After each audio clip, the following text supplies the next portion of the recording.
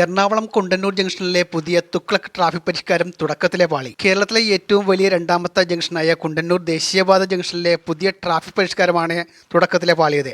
രാവിലെ 11 മണിക്ക് ആണ് വാഹനങ്ങൾ നേരിട്ട് ജംഗ്ഷൻ വഴി കടത്തിവിടാതെ തൃപ്പൂണിത്തുറ മരട് പ്രദേശത്തു നിന്ന് വരുന്ന വാഹനങ്ങൾ ക്രൗൺ പ്ലാസ ഹോട്ടലിന് മുന്നിലൂടെ അണ്ടർപാസ് വഴി തേവര ഐലൻഡ്, പശ്ചിമ കൊച്ചി, വൈറ്റില ഭാഗങ്ങളിലേക്ക് തിരിച്ചുവിട്ടത്. ഇതോടെ വൻ ഗതാഗതക്കുരുക്കായി ദേശീയപാത. പരിഷ്കരണം മൂലം രാവിലെ തുടങ്ങിയ ഗതാഗതക്കുരുക്ക് രാത്രി വൈകിയും നീണ്ടു. തുടർന്ന് ട്രാഫിക് പോലീസ് തന്നെ ട്രാഫിക് കോൺ ബാരിക്കേഡ് എടുത്ത് മാറ്റി ഗതാഗതം പൂർവ്വസ്ഥിതിയിലാക്കുവാൻ വേണ്ടി ശ്രമിച്ചു. ഗതാഗതക്കുരുക്ക് രൂക്ഷമായതിനാൽ രാത്രി വൈകിയും പുനഃസ്ഥാപിക്കാനുള്ള ശ്രമത്തിലാണ്. 2 ദേശീയപാതകൾ സംഗമിക്കുന്ന കുണ്ടന്നൂർ ജംഗ്ഷൻ അപ്പാടെ സ്തംഭിച്ചു. പ്രാദേശിക ഭരണകൂടമോ ജനപ്രതിനിധികളോ അറിയാതെയുള്ള ഗതാഗത പരിഷ്കരണത്തിനെതിരെ മരട് നഗരസഭാ ചെയർമാൻ ശ്രീ ആന്റണി ആശാമ്പറമ്പിൽ ദേശീയപാത അതോറിറ്റി ഓഫ് ഇന്ത്യക്കും സംസ്ഥാന പൊതുമരാമത്ത് വകുപ്പ് മന്ത്രിക്കും പരാതി നൽകി. പരിഷ്കാരത്തിന് മുമ്പുള്ള ഗതാഗത തടസ്സം കുണ്ടന്നൂർ ജംഗ്ഷനിലെ താറുമാറായി കിടക്കുന്ന റോഡുകളാണെന്നും കുഴിയും വെള്ളവും നിറഞ്ഞ റോഡുകൾ നന്നാക്കിയാൽ മാത്രം മതിയെന്നും ഗതാഗത പ്രശ്നത്തിന് പരിഹാരമാകുമെന്നും കുണ്ടന്നൂർ മരട് പ്രദേശത്തെ NHൽ കട്ട വിരിക്കുന്നതാണ് മറ്റൊരു ഗതാഗത കുരുക്കിന് കാരണമെന്നും മരട് നഗരസഭ ചെയർമാൻ ശ്രീ ആന്റണി ആശാമ്പറമ്പിൽ പറഞ്ഞു.